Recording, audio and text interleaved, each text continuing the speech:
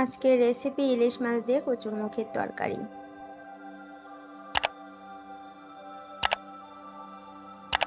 তেলটা গরম হয়ে গেছে, এখন মাছগুলো ভেজে নিচ্ছি। ইলিশ মাছ অনেক নরম হয়, তাই এগুলো আলতোভাবে হালকা নেড়েচেড়ে ভেজে নিচ্ছি।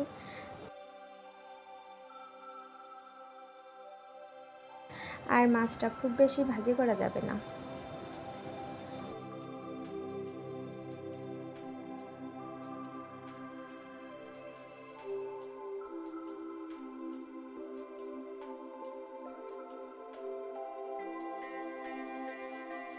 মাছগুলো হালকা করে ভাজা হয়ে গেছে, লাল লাল হয়ে গেছে। এখন এগুলো উঠিয়ে নিচ্ছি।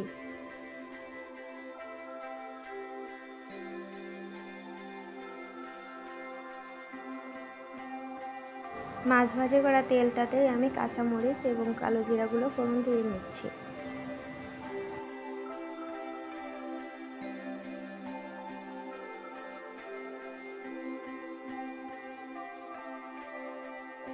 ফোড়নটা একটু ভেজে নিয়ে কচুরমুখিগুলো দিয়ে দিচ্ছি।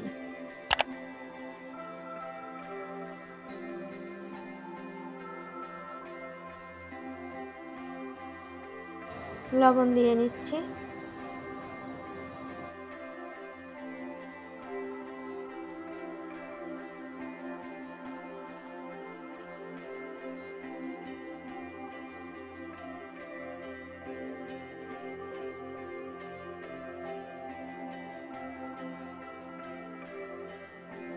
ভাজির সময় এভাবে ঢেকে ঢেকে ভাজবো, তাহলে কচুরমুখিটা খুব তাড়াতাড়ি সিদ্ধ হয়ে যাবে।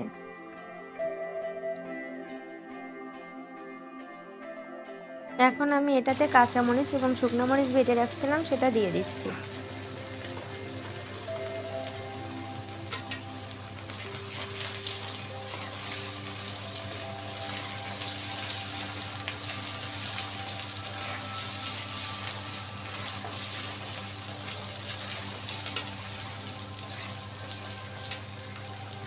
এখন আবারও নেড়েচেড়ে খুব সুন্দরভাবে এটা মিশিয়ে নিচ্ছি।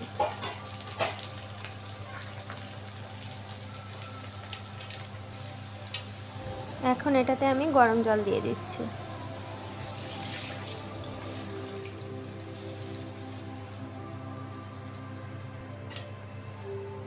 আবারও ঢেকে কিছুক্ষণ রান্না করে নিচ্ছি।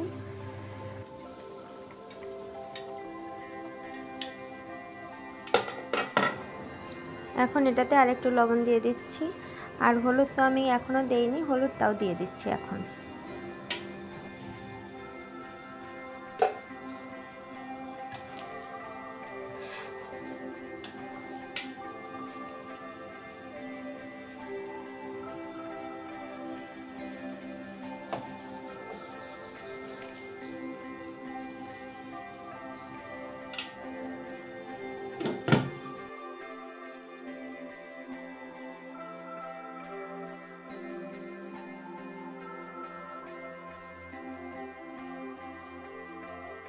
এখন ভাজি করে রাখা সেই মাছগুলো দিয়ে দিলাম।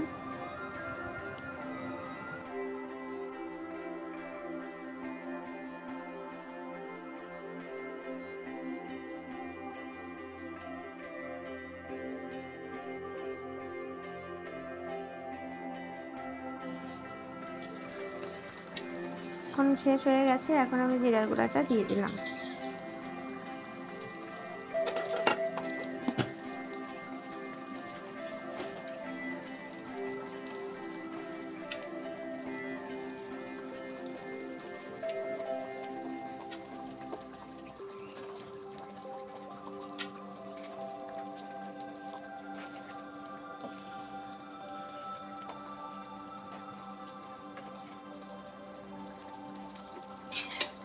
হালকা একটু নেড়েচেড়ে এখন পরিবেশনের জন্য নামিয়ে নিলাম।